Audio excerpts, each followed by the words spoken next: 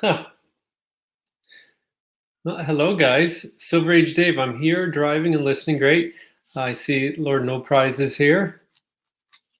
Wonder how long was I sitting there not saying anything, guys? We'll wait a little bit. I got a package in the mail from Silverageguy that I thought I would open live.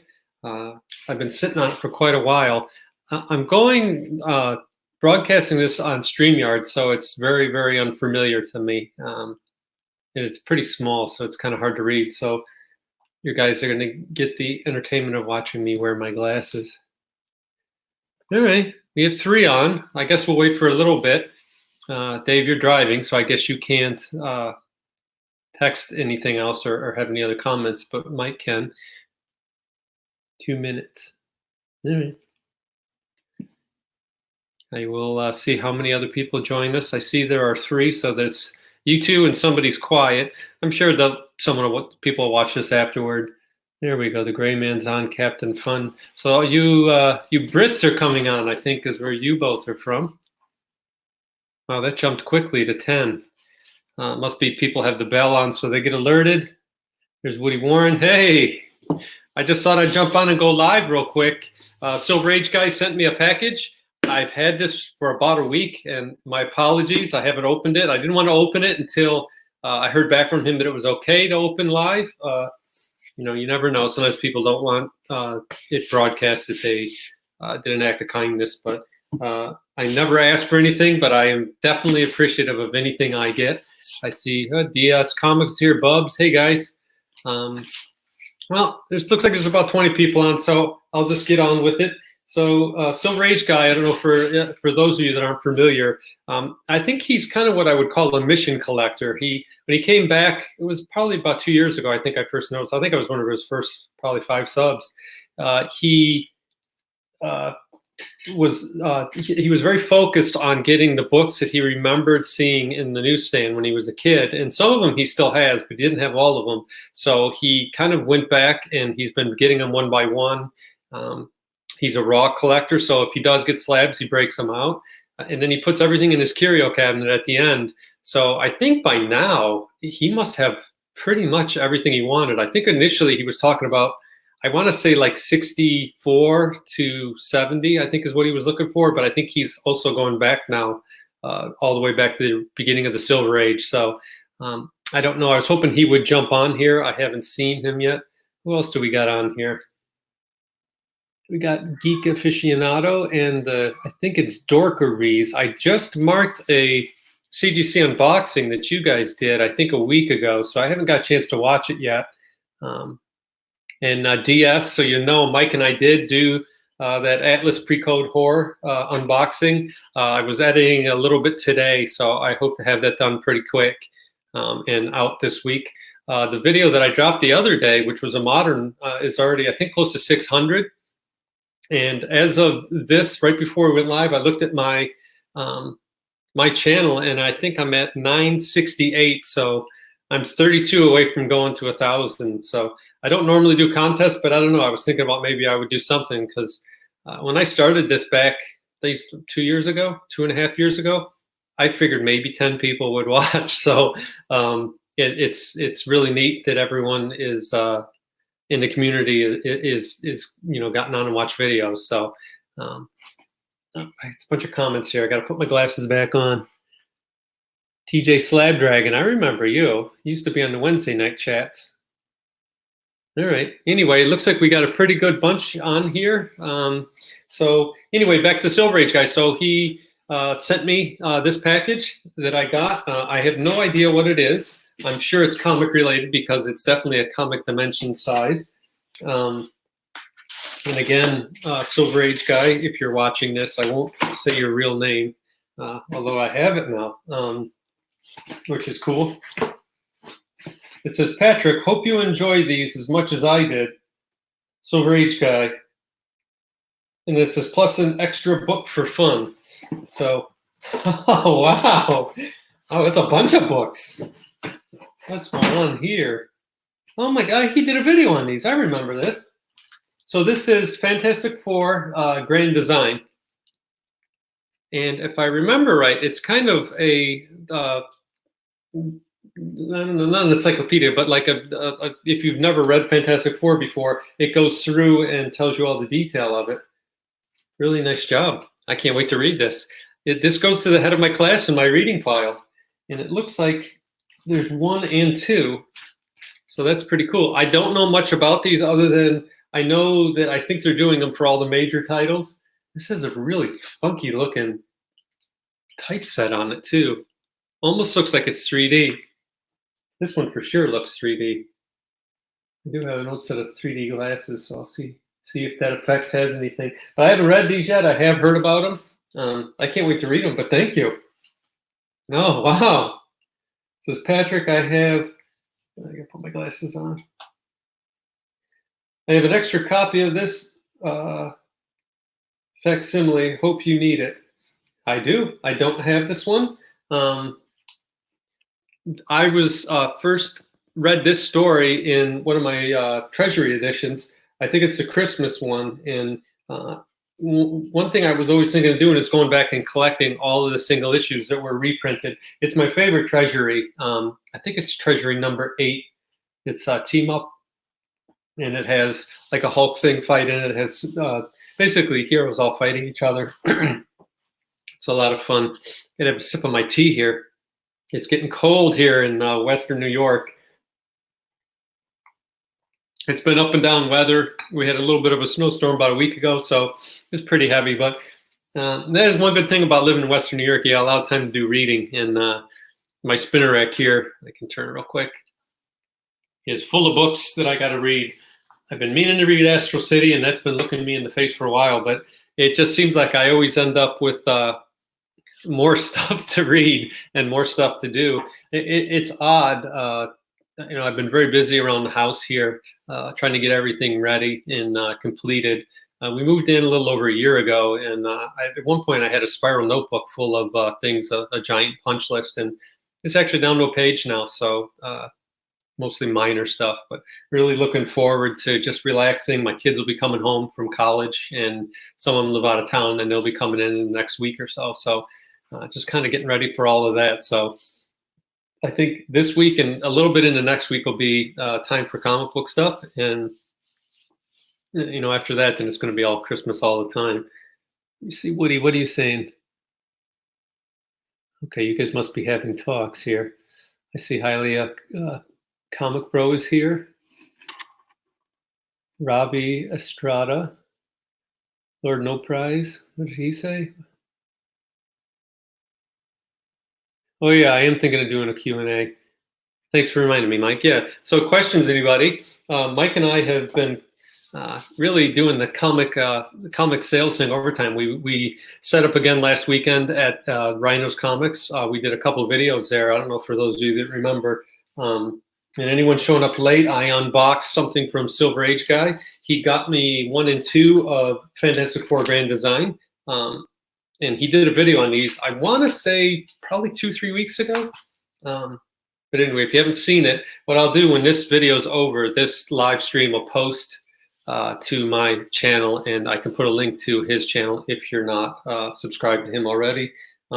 Big Silver Age collector, really just loves the hobby. And I think he got back into it a couple of years back and wanted to get back all the books he either had or wanted to get when he was a kid. So I really appreciate it. And then he also got me this facsimile of Silver Surfer 14. These facsimiles are great. The only thing I wish they hadn't done is the barcode is just, ugh. I get the price. That makes sense. Do the pricing. But couldn't they put the barcode on the back, or something like that? That's too bad. Just really uglies up the book, I think. But other than that, it's nice. Well, one thing I have noticed is going back and reading some of my old Bronze Age and late Silver books, it's either my vision has gotten worse than I think it has, or it almost looks like the ink is blurred on the pages. And I don't remember, especially like I went through my X-Men collection, the Byrne Claremont run, and I don't remember them being that blurry, although maybe I'm wrong. But it sure seems like that they've just over time that the ink has just spread just a little bit and made it a little bit blurry. Anyone else in here? Music Chatter. Hey, now he used to be on for a long time under a different title, but he's changed directions and gone more music. I really, really wish that you could play music and talk about it, because I could do shows for another whole channel on that, because I still have, I don't know if you can see behind me, I still have all my LPs. I have 2 turntables here. I recently got a stacker turntable, and I can put 6 to 8 albums on at a time, and then after one plays, the other one will drop down. It's a lot of fun, and I've hooked it up through my sound system through my house, so I can play records anywhere in my house now.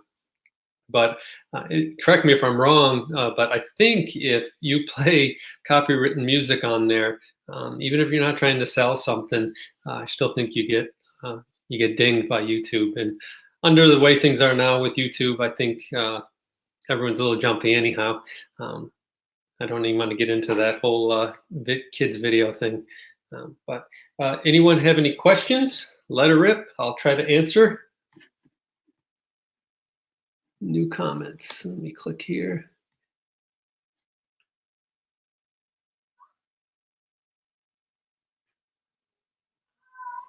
Oh, you guys, I can't keep up with this. 2 turntables and a microphone. I get jokes. Angel Velez. Kind of remember that name. Anyway, Mike and I were almost caught up. I've been editing the latest thing that we unboxed, which was an entire box of pre-code horror that Mike sent in. And then I think early January, we have a modern submission coming back. And between Mike and I, we probably have at least 800 books we have to submit within the next few months. We've kind of been dragging our feet on the pre-75 stuff, the value tier, because I think it's 110 days right now. So that's kind of long to be waiting for your books. And we've been very fortunate to sell a lot of the stuff raw. So if you can, the market's kind of weird right now. It almost seems like you can sell stuff raw for the same or better GPA that you could, a slab book. So I've kind of been going that route. We'll see how it goes from there. I did see today, Nick posted a video that my comic shop it has a new feature where it has a best offer on it. So there really isn't a lot of difference now between listing on eBay or that. It almost seems like the best way to do it would be to list with them, because you don't have to worry about anything. You don't have to worry about shipping or anything, and they automatically list everything on eBay. So if you have a lot of books to sell and not a lot of time, that might be a great route to go. And you do lose a little control, I guess, because you can't still sell stuff locally. So I think once you're known as somebody that is a seller, I know Mike and I both frequently get messages from guys that like to buy and ask us if we have a copy of something. If we don't, a lot of times we'll go out and get it. So let me see here if anyone's asking questions. Otherwise, we're going to wrap this up. Yeah, Mr. Grayman, the barcode. Why couldn't they put that on the back? I don't get it.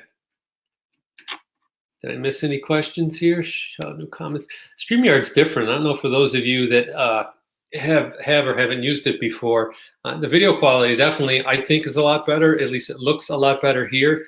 I know that when we did the reunion show with Dr. Von Schilla, Reaper Tate, and ETA Nick and myself back at the end of the summer, it was so much smoother than when we used to use YouTube Direct.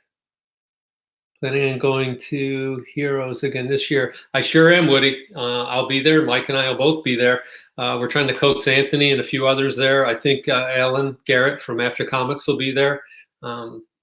There's a bunch I missed on that Saturday because I got really sick Friday night. Mike and I ate at a Mexican joint, and I don't know what happened, but I did not do well overnight that Friday night, and I kind of drugged myself there around 11 o'clock. But I know I missed a bunch of you. Luckily, I got there in time to jump in on that feeding frenzy. Okay, here's a question. Let's hook up for a beer, Mike. Mike, geez, Mike, you're getting invitations. When will Frank be making another appearance? Frank actually will be making an appearance in the very next video, Lord No Prize. Let me see. Here's a question. How accurate do you believe CGC is on modern comics? I have a feeling that they just breeze through it. I think you're right. I think probably my guess is they use three-man teams for CGC for grading. I would guess that that's where they let guys cut their teeth on modern books, because grading a modern book is a whole lot easier. There's a lot less things. I mean, you're starting with 10 O's, and just through shipping, they get dinged up or on the shelf or whatever. So most moderns are 9.8 or better. And I think that's another big thing. If you don't get a 9.8 in a modern, you may as well not slab it. So if you're not at all sure, I wouldn't pay the money to get it slabbed. But I think they're pretty accurate, and with those glossy covers, it's real easy to pick up flaws. So I think they're right on their game with those. But yeah, I would say that grading a Silver Age 4.0 is a lot harder than grading a 9.8 modern book, especially if you're only looking for one or two flaws to knock it down to a 9.8 or a 9.6. What's everyone think of the market, huh? The comic market, that is. I've been following a lot of books, and Amazing Fantasy 15 auction closed. I think it was Sunday or Monday, and it was $15,665, I want to say, which is kind of low for a 3.0, at least historically. It seems to me that maybe a 3.0 is going to settle in, if I had to guess, around 14.5. And that's probably where it should have been all along. I think what's happening is it isn't so much that that there's a collapse. I don't think you're going to see that like you did in the 90s, but I think what's happening is just a big correction. I think a lot of these books got overinflated during the whole MCU run, and as we get further away from that, you're going to see prices. They're going to drop. So a lot of people are probably going to panic, but I don't think it's any kind of crash. I just think that they're getting back to where they should have been pre-movie. Where they would have studied. If you look at the chart, it is gradual growth up. So that book in 3.0, say, probably would have been around 14.5 anyway in 2020. You have the spike because of the movies. Time will tell. I think Marvel kind of holding off and not putting any movies out for quite a while, I think is a great idea. I think it's building momentum without anything being in there. I think a lot of people are just excited about what's going to be the next thing. Is it going to be a big overarching storyline? They're being pretty close to the vest about all of that stuff. I know if you watch some of there's channels out there, and they watch things like there's a report somewhere that they have people that spies or something that see, and if somebody puts a character on reserve, then that makes everyone go out and grab their first appearance. And basically, I think it's when Kevin Feige or somebody like that wants to use a character, they kind of say no one else can use this character. He's going to be used in future projects. So I think that might be a good way to look at a spec book, although you might be waiting a long time, because I was looking at Disney Plus today, and a lot of the good shows like WandaVision and some of the others, they don't come out till 2021. So you got a long wait. So if you don't mind waiting and you think you got a good spec book, then grab them. Put them in your bag and throw them in your closet. If it gets closer, it looks like it's going to happen, send it off to CGC and get it slabbed. I think it'd probably be the best way to do it. I like just grabbing Silver Age and early Bronze books, because regardless of the movies, those are always going to be in demand. I think they're fun to collect. So even if you don't sell them, you still have them in your collection. There's nothing wrong with having Silver Age Spider-Man laying around, as far as I'm concerned. So anyway, I don't know if I rambled on. Let's see if anyone else got a question.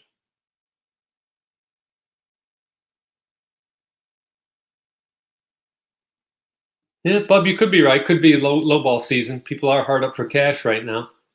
Pre-Christmas dip. Yeah, probably. I don't know. I don't study the market too much. I know I try to move books as quick as I can.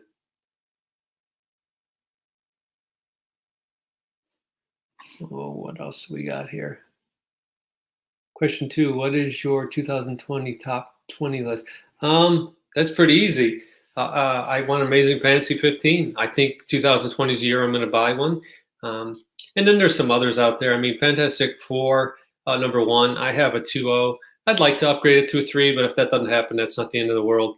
I still kind of want an Avengers 1.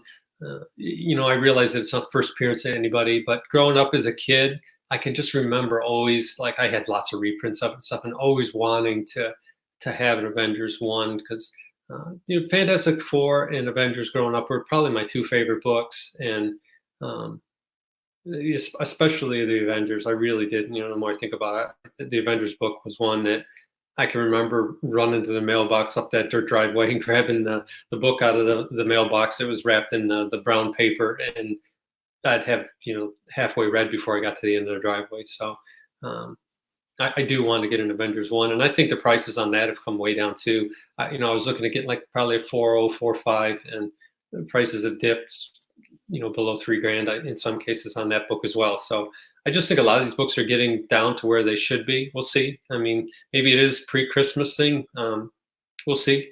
I'm going to continue to move as many books as I can. My collection actually is 3 short boxes now for my personal collection, and I have about 5 boxes of raw books that I want to sell. So it's going good. I mean, that was my plan when I got back into the hobby in 2013. I didn't really start selling things until probably 2015 or so. It's weird, but once you start selling, and this is for guys like Silver Age Dave or Alan from AFTA, I was definitely a completist and a run collector, and I wanted everything in 2 and 3 and 4 of some books. But once you realize that, you have to care for those things for the rest of your life, it's not something I wanted to do. I had 28 long boxes and 22 short boxes, and I'm so happy to have it all gone. I mean, I would do it all over again. If anything, I would have done it sooner. It's been great, and I've been able to get books that I don't think I would have got any other way because last summer down at Heroes Con, I got Tales of Suspense 39 and Hulk #1 at the same show, and it's a pretty good amount of money you drop on stuff like that. So I don't see myself taking that out of my pocket and buying that stuff. That those books were purchased all with money that I got from selling other stuff. So that's just how I'm going to keep going on it. So in answer to your question, Lord No Prize, AF-15 for sure. Maybe X-Men 1, maybe Fantastic Four #130. There's a few handful of other Silver Age books I like. I really like Fantastic Four 3 with the Fantastic Car and the first time they wear their costumes. That's a great book. Avengers 8 is another book I've always liked with Kang. I've always been fascinated with his time travel character.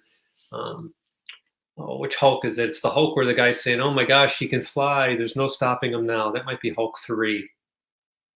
Mike, you had a 6.0 if I remember right in that. It was gorgeous. That's another book I like. And then I've been collecting a lot of horror books, especially House of Mystery. I really have been grabbing a lot of those lately, and Unexpected, some of the Marvel Bronze Age stuff, and a lot of the Atlas and early Marvel, like Tales of Suspense and Journey into Mystery before they turned into Heroes books.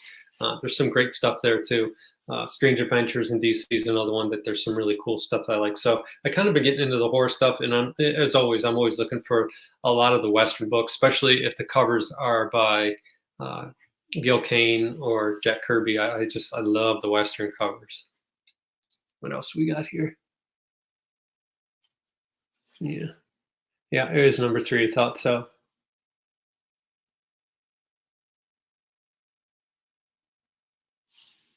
Do you believe it's worth buying on YouTube auctions? If you know the guy, for sure. Like, Nick runs auctions and they're great. I mean, you can't be fair on pricing. He basically will charge whatever you send him your address and he'll tell you exactly how much it's going to be, $7, $8, whatever it is. And that's what you get charged. This community is pretty good. I mean, if you watch somebody's channel and you know them, you can get a pretty good feel on, how somebody is. As far as like Instagram or Facebook Marketplace, I really don't have much experience with that. For me, I would be very leery of it because you have literally no protection there from getting ripped off or whatever. I guess you could meet in a public place and trade cash for the books. That's always good. But again, you don't know. Those could be color touch. They could be coupons cut out. You just don't know. So I guess buyer beware on that. But yeah, if it's somebody like if it's, Nick's the first one I'm thinking of. I know, I think it's the guys in New York City. They run a pretty big auction. It's it's hours if I remember right. And then I think also TiVo there from Lords of the Long Box, they run a pretty big one, and I'd say those two and Nick for sure. Yeah, I wouldn't have any problem buying from those guys.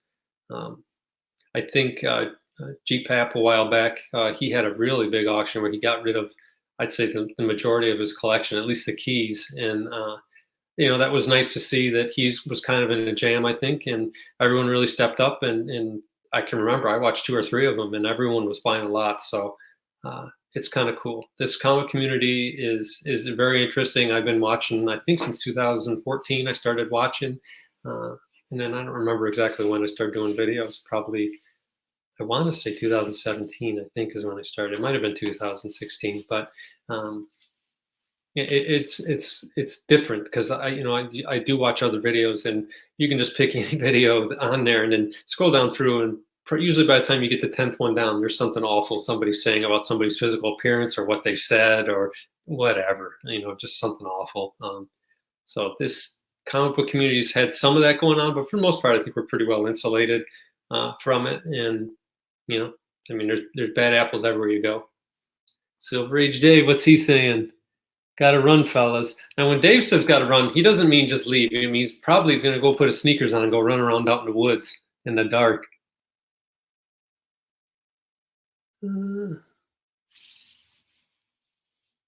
Comic Corpse. Yeah, I've heard of them, but I haven't watched. Oh, Strictly Comics. He's another good one.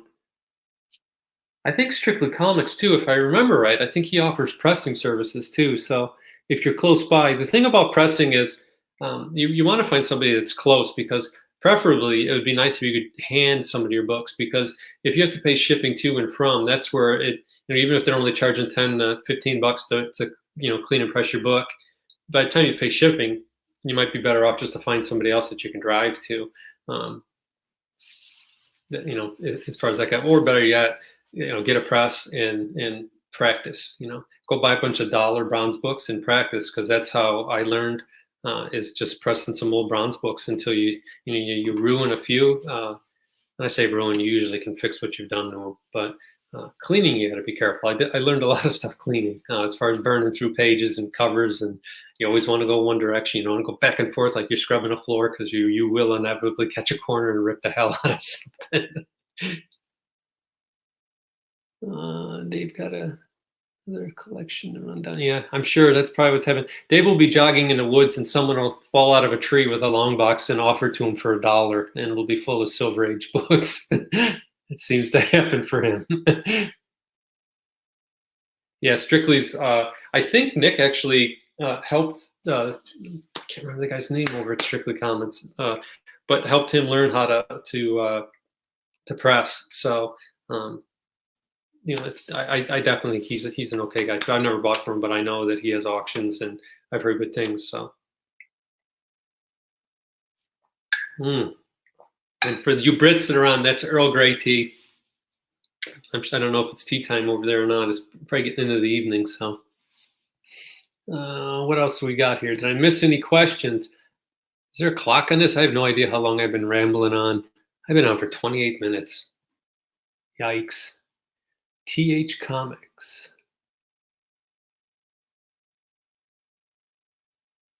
Do your own pressing. That's what I do. Yeah, I agree. If you can, I press a lot. I clean more than I press. I usually hand off my stuff that I'm going to send to CGC to Mike. He gets grades that are unbelievable, and obviously you could see the videos to see that.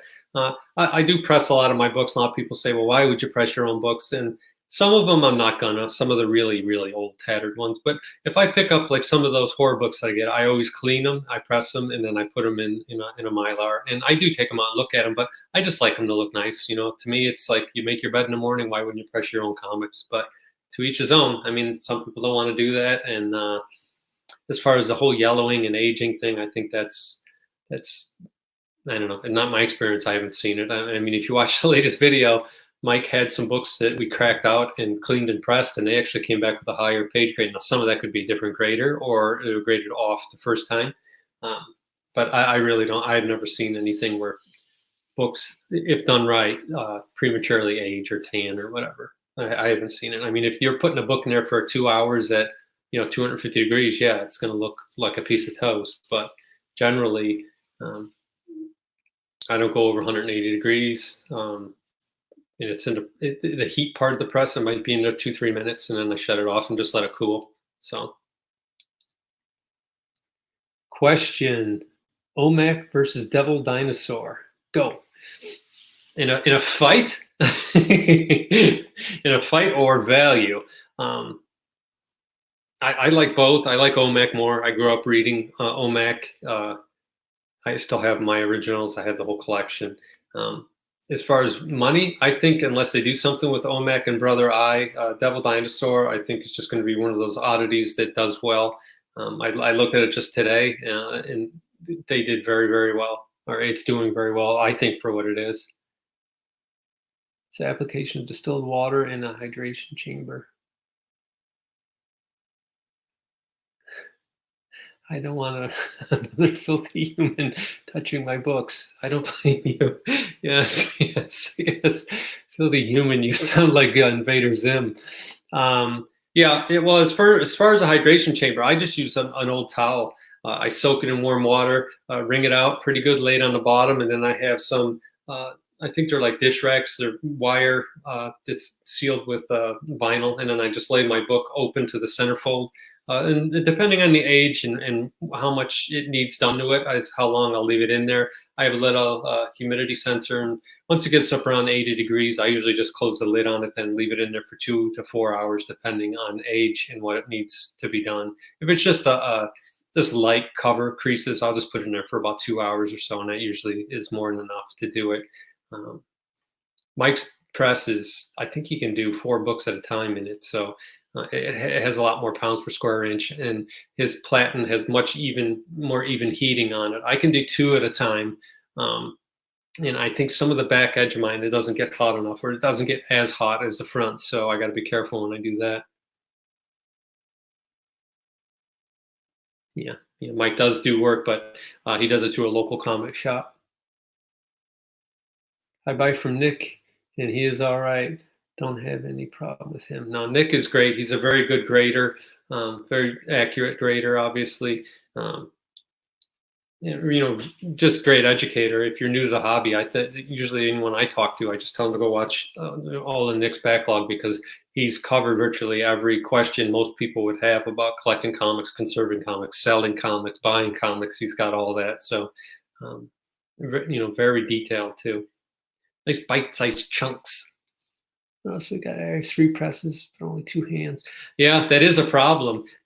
Mike runs in that a lot too, where you got a bottleneck. The other big one is, humidifying it. The pressing is only a few minutes, but it's all the work that goes into it. It's kind of like when you paint. When you got to cut ins, like say you're painting a kitchen, the cutting in work is what takes it out. When you start rolling it out, it's easy. So the cutting in is all the stuff that goes ahead of time, like trying to remove spine roll, or the cleaning if you do it right, does take a long time, because it's a very slow, methodical process. And I think I showed a little bit on one of my videos how I do it and what I use. I've been pretty good. I can get pretty much everything out. Pen and marker, obviously, I can't get out, but I've had good success with pencil and even grease pencil. I've been able to get out pretty good. Stickers, stuff like that. I'm pretty good at getting stuff cleaned up good. ETA sensei. Yeah, Nick is definitely a sensei, and he doesn't suffer a fool though. So don't ask any dumb questions, because he's heard all the questions, and if you haven't done your homework, he'll call you out in front of everybody. Oh, what else we got here? If I missed your question, everybody, I'm real sorry. I didn't think anyone was going to be on. I figured I might get 10 people on here. I was hoping Silverageguy would come on, but he might be working. I don't know. I don't know how old he is, so. Lawrence Jackson. Lawrence Jackson, were you the Lawrence that was part of the Go-To Geeks? Or is that a different Lawrence? Anyway, as far as collecting goes, I've definitely trimmed down my collection, and I can say I enjoy a lot more. I look at it more. I've been reading a lot more in trade than anything, because I was on the big digital kick for a long time. I had a Comixology, and then I had a Marvel Unlimited, but I let that run out, because the Marvel Unlimited, the stuff was so damn long before you could read it. I've been just really reading trades more than anything. I do like the tactile feel of the page in my hand and being able to read the book. And they've been pretty good about getting stuff out pretty quickly. Like that's why I've read the entire Paper Girl series. Is I get them all in trade. I just wait till they come out in trade. Christopher Donaldson. I just bought keys.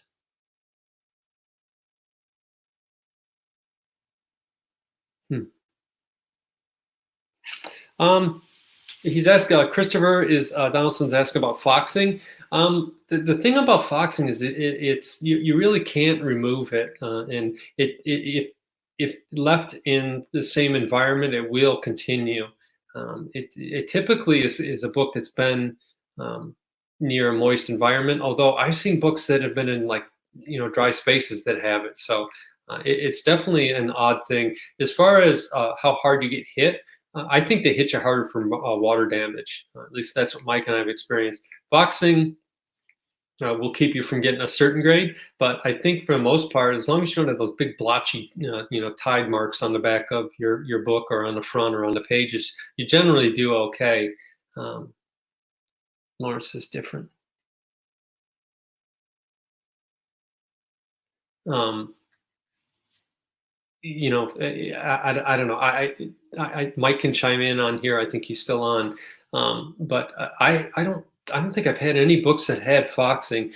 I guess that a little bit late to tell you, but if you can get a book that doesn't have it, because it's like a rusty staple. I found I never buy books of rusty staples because inevitably, no matter what you do, that rust eventually migrates into the paper, and sometimes it disintegrates enough of the paper around the staple that the cover will come right off, or worse, all the center wraps and start to fall off, and then you got a real mess. So foxing can be removed chemicals per page.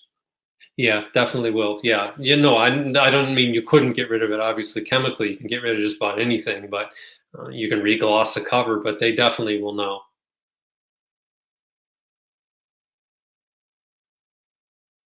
Yeah, Mike's right. That's what happens. You get a max grade. You won't be. It's like you hit it into a ceiling. Yeah, it's a very weird. Foxing is definitely a very very weird thing. It's just creepy looking. It almost looks like mold. For those of you who haven't seen it, I was thinking if I had a book, I could show it. It's kind of like a rusty looking color. Um, it's odd. I've seen it in wet conditions. I've seen it in dry. I've picked books before in somebody's wet basement, and they unbagged and you take them out of the box. They're Silverage and they're brand new. And then other times you've been in perfectly, someone's second story bedroom, and you take them out and they've been in a bag and a board their whole life and they look like hell. So generally it's air. I think it hurts things more than anything. If air gets to it, it just oxidizes and darkens the pages. Those top loaders, a lot of people like those Mylar, and I use them when I sell books, but only so if someone wants to look at a book, they can pull it out easy. And there's no tape or anything. But I would do not store your books in those long term, because what will happen is the very top of your book, it'll turn color. It'll be like a cream color within not that long at all, regardless if it's hot or cold or if you have a lot of humidity or not. I only use those to sell books. I don't store my books in, and if I do store them in there, I put them in a sleeve first. But again, I'm so glad that I have fewer books, because having to worry about all those books, used to bother me a lot. Oh, let's see here. Tony Miles. Hey, Tony, how are you? Everyone's on here. Looks like we're over 30 people. It's definitely different on StreamYard than on YouTube directly.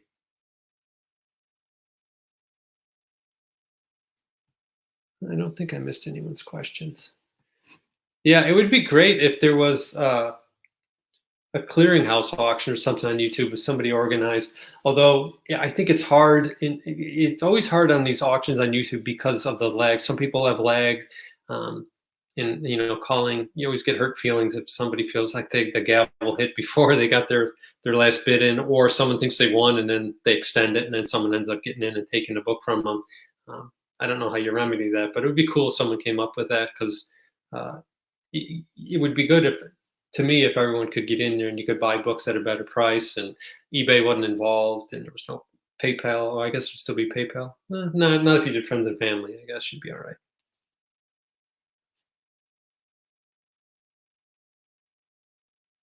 Oh, Chug the Earl Grey.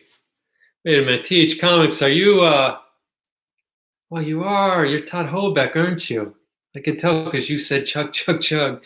Here's my Earl Grey. So I guess if no one has any other questions, or if you guys just want to hang out here, I can sit here for a little bit longer. I've been on for 40 minutes. I figured I'd be on 5 minutes, but it's just nice to come on quick and say hey to everybody. I haven't been making any other videos really other than the unboxings that Mike and I do. I plan to get back to that a lot more. I seem to have more time in the wintertime than I do when it's nicer out. It's funny because, I mean, right now it's a little after 5 and it's pitch black here. And it just has a different feel, you know. Summertime, it's light out till 9 o'clock. So it's about time to go upstairs and fire up TV and watch something fun. I don't know, is anyone has been watching anything new that's on? I haven't really seen anything that just caught my eye much that I want to watch. I do want to see Endgame again. I plan on watching that, but I want to make sure I have time. I don't want to have to watch it in pieces. That's definitely a movie I think you want to watch beginning to end. I've only seen it once at the theater, so I'm kind of interested in seeing it again for sure. Oh, I just saw something said serious question. So let's see what that was. For the last several years, have you seen private collections attic finds start to slow down? I would say yes. At least I have. For me, the way I used to find those was the newspaper.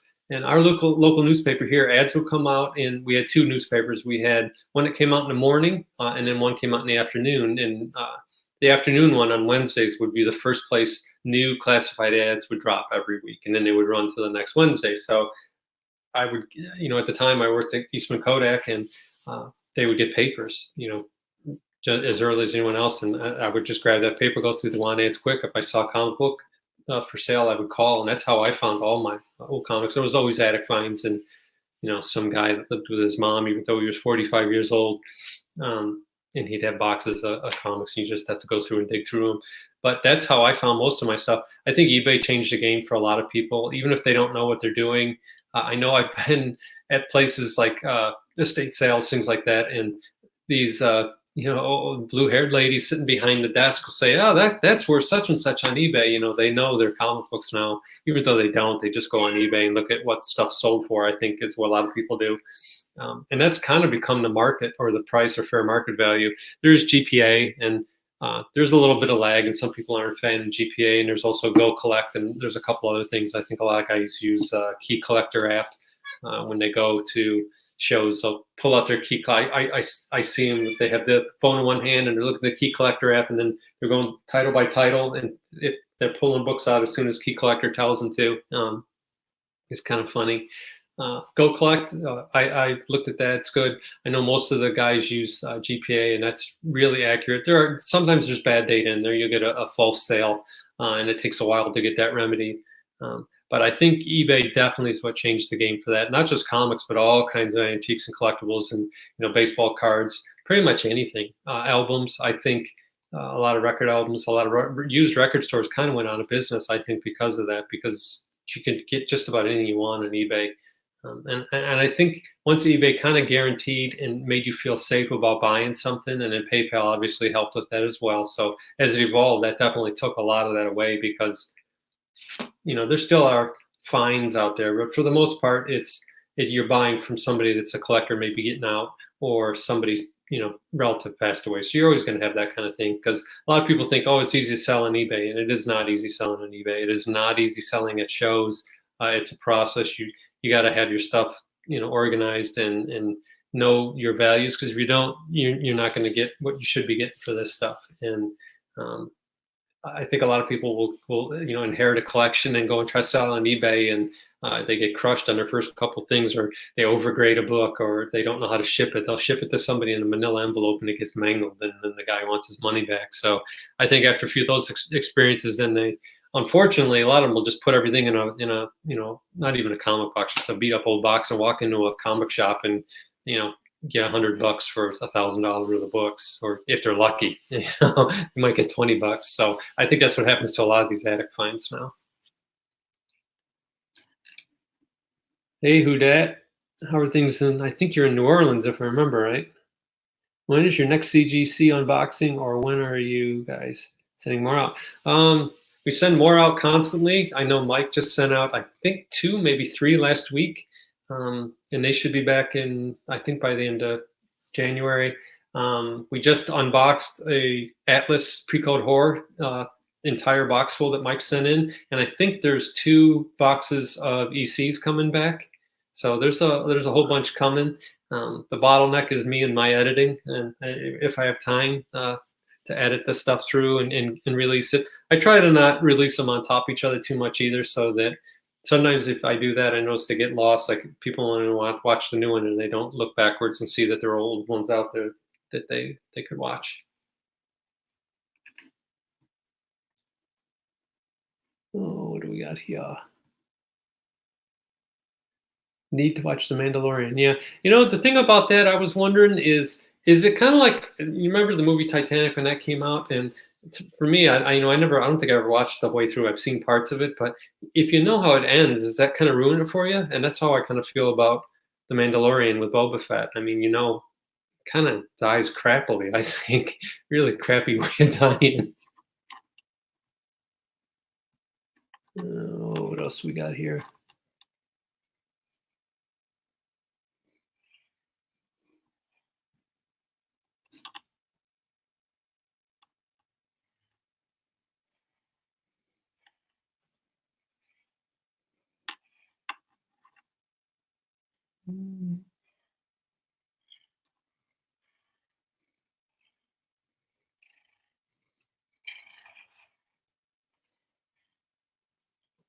Yeah, just building your reputation. You're right.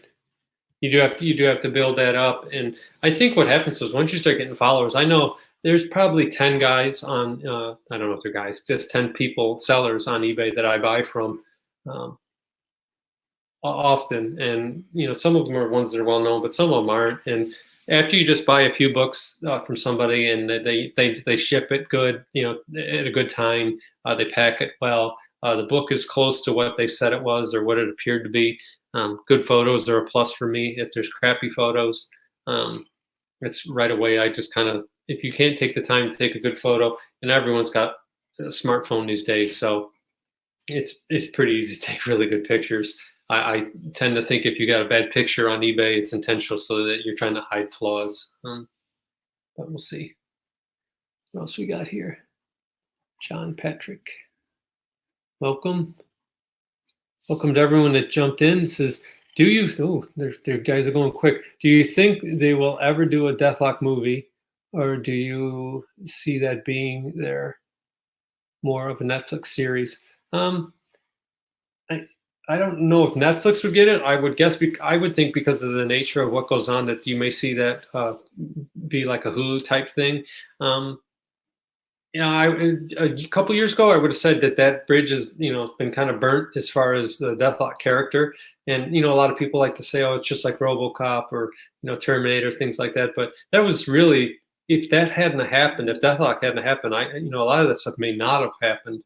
I think if they followed the original source material that was in Astonishing Tales, that whole run from 25 through 36, leaving out 29 for the reprint. I think there's good bones there for a good story. Obviously, if you take the original source material comic books and then you make it in a movie, for most of the time, if they followed exactly like the movie, it wouldn't be very good. I could say that for Endgame. I could say that for all of these comic book movies that have come out. You do have to adapt it, and I think they adapted most of it for the better. Some of the details they changed, and you get the purists out there, you get pissed off about it. But for the most part, the things happen. The end is what happened. The final, whatever the thing was, somebody dying, something happening, is the same. They just got there in a different pathway. And for the most part, I think they did a better job on it. So I hope they make a Deathlock show. I don't think they'd ever make a movie. But you never know. I mean, they could make movies about all of this stuff. Depending on the budget, they're going to make money on it. I would love to see it if it was done well. If it was the Deathlock on that TV show, Agents of Shield, I thought that was awful. I'm sorry if I'm offending anybody that liked Agents of Shield, but I couldn't watch that for 5 minutes. That was like watching a sitcom for me. It was just like a soap opera. It was garbage.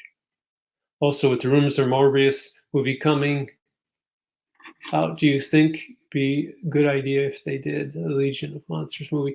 Um, I don't know if they would do a Legions of Monster movie, but I think you're going to see a lot of monster stuff coming. I mean, obviously they've already cast Blade, and I'm pretty sure the Morbius movie's already happened. It was Jared Leto, if I remember right. And um, I mean, Werewolf by Night. There's a lot of characters that I think that would fold into that really, really well. I don't know how Dracula, how that would work if they would even bother with that, because of Universal, I think, owns the movie rights to all the big monsters, and I don't know if that would be a legal fight or not, even though Dracula appeared in Marvel Comics.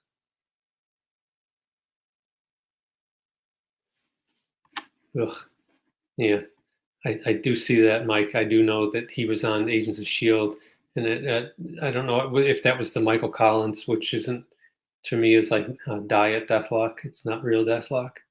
There's only one Deathlock. All the others are posers.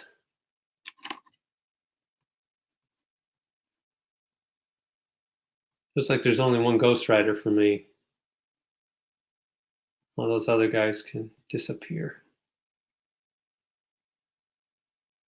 Oh, so he wants to know, Luther, when are you guys going to do a CGC unboxing live? I don't know that we will. We did do 2 at the stores, and that was it was difficult because there was a lot of distractions, people coming in and out and picking up their books, and just Mike, people ask us questions while we were trying to open the boxes.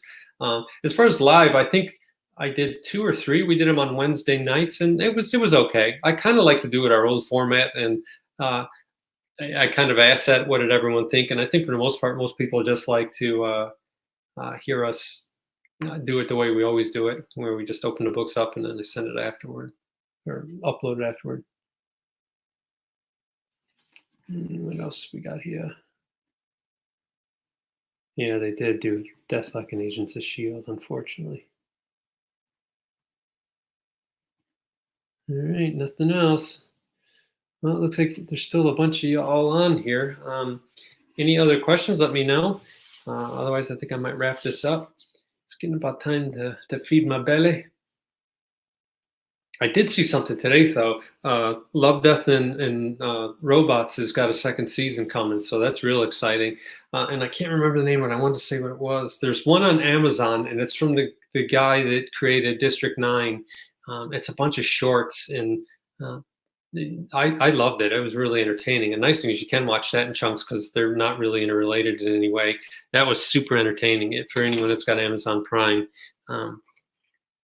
I should maybe start doing some videos on things that I watch too, because as I read less comic books, it seems like I'm watching more, Amazon, Netflix, and some of the others. I have not signed up for Disney Plus yet. We'll see. There's only so much time, I guess. So much time. I don't watch as much TV as I used to. Yeah, unboxing with a raffle draw. Maybe I should do something. And, everyone chime in the comments, or send me a message if you think a contest would be fun and what I should do. I'm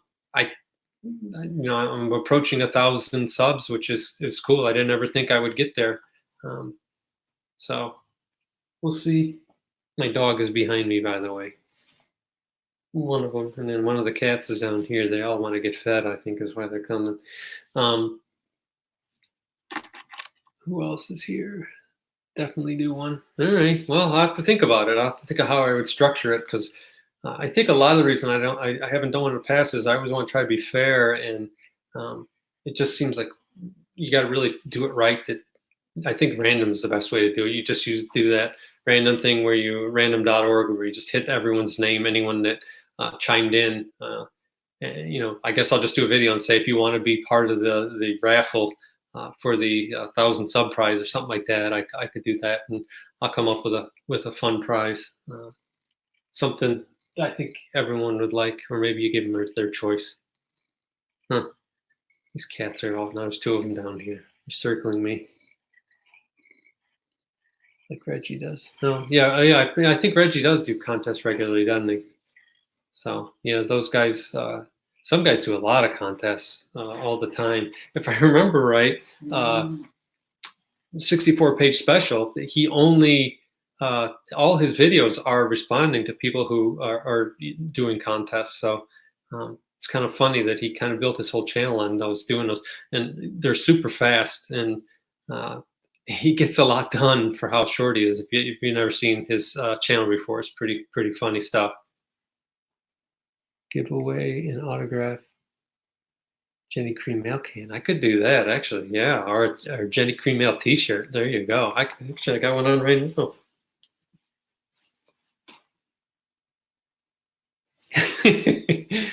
When I was remodeling this house and I tore apart some of the walls, I found several bottles, the little short, fat ones of Jenny Cream Ale, and a couple of the containers, which is funny to me that that's a beer that I enjoy, and because I'm here in Rochester. But that whoever owned the house before me, he must have also liked it. He must have liked it a lot, and it also explains why how bad his electric and plumbing work was in this house. Most of it was under the influence of several cream ales. Oh my goodness, 56 minutes. Well, I think if anyone doesn't, as long as anyone doesn't have any other questions, stay tuned. We got a lot more CGC videos coming up. I do have several other videos that I want to do. Mostly they're paper time machines where I take out an issue or several issues, and I kind of, they transport me back, and I remember when I bought them, who I was with, what I was doing, and stuff like that. And I kind of ran out of time this fall. I was going to go around and take a number of books from my original, what I called landfill collection, back to where they were purchased. But I just kind of ran out of time and I didn't get to it. So that's something that I think is best done when it's nicer out, so that I can walk around. I don't think it's fun viewing to watch me walk around through snow and slush and pointing at places that aren't there anymore.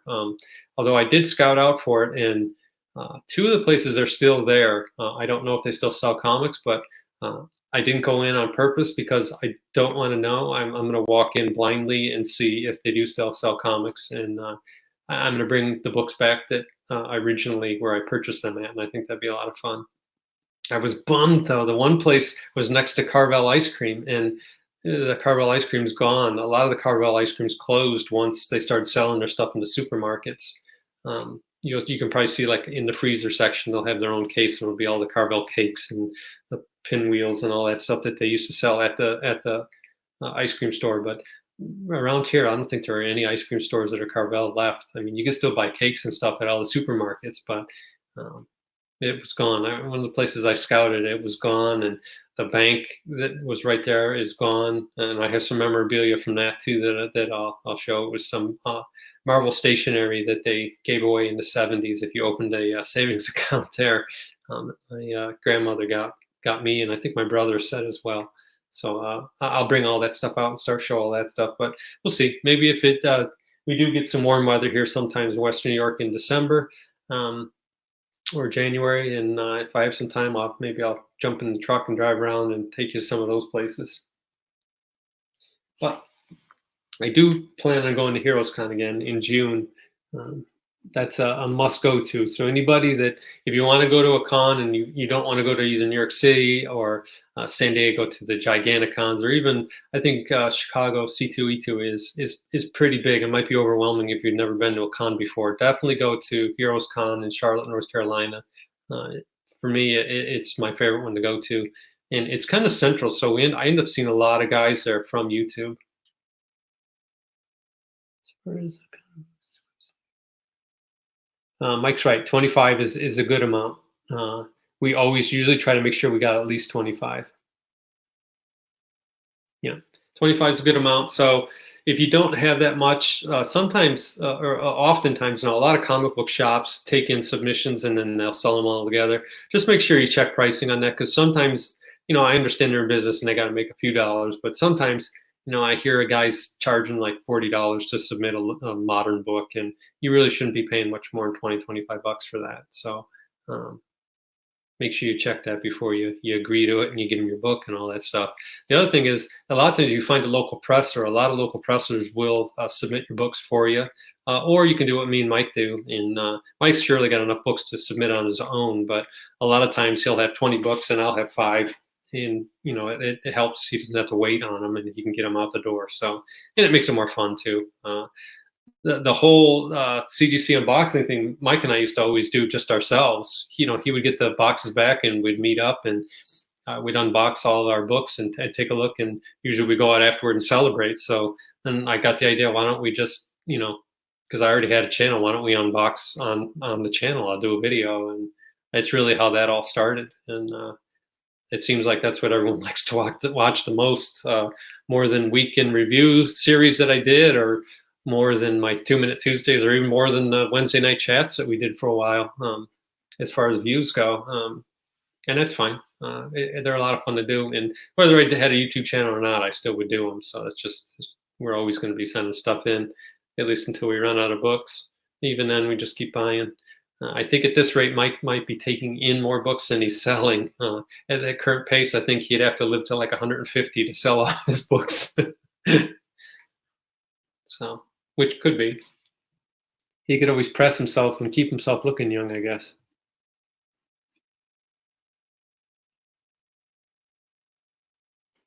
Yeah, we love doing them. So I'm glad, the response has been great. Um, I think initially, because my channel, when I first started, I didn't ever talk about selling books. And I think uh, I noticed a dip in my subs when I first started doing those videos, or even talking about selling my books or downsizing my collection.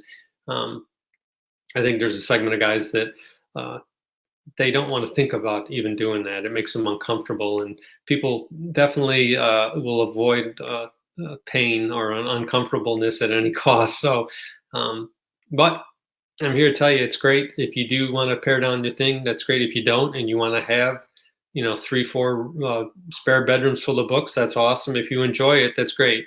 I guess the point I'm saying is, if you don't enjoy it, don't do it, because one day when you try to sell those things, that's where it's crushing, especially if you're not organized. If your books are not alphanumeric, by publisher or something like that, um, it's tough. I guess the biggest thing is, before you bring something else under your roof, do you really, really want it?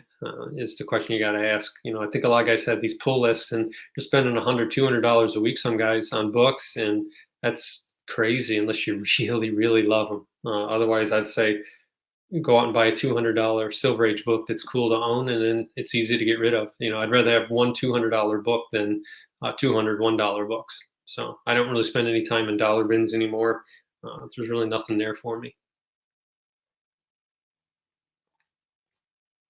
But to each his own. Oh my God, we're past an hour.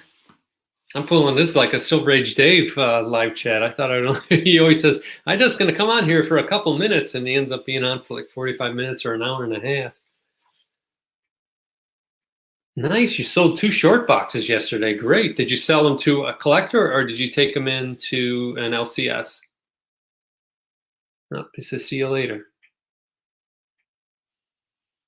Yeah. Buy what you enjoy and read. And that's not to say that there aren't new comics. Like I've read a little bit of the Immortal Hulk. I think it's pretty good. I think I'll wait to see trade. I usually wait till Christmas. I don't buy any trades after Thanksgiving, because my family often will get me trades. Like I have Moonshine, and then another one that's been sitting in my rack I haven't read yet. So I don't know if anyone's read Gideon Falls, but I've read a lot about it, and that a lot of people love it. So um, it's one that's on my list to read. I haven't read it yet because I have so many. I looked the other day. I have 7 fiction novels that I want to read, 2 nonfiction books that I want to read, and then my stack over here is probably about 18 inches tall of trades that I want to read. So I definitely have enough reading to do for quite a long time, but doesn't stop me from getting more. What's going on here? Oh. All right. Well, Thanks for stopping in, everybody. I think I'm going to sign off and feed these animals and then feed myself. And I think I might watch a movie tonight. I'm thinking Godzilla. I don't know if anyone's seen the new Godzilla yet. I still have not. So I think I might fire that up for tonight. But I guess until next time, life, liberty, pursuit of comics, and love what you have, not what you want. I'll see y'all later.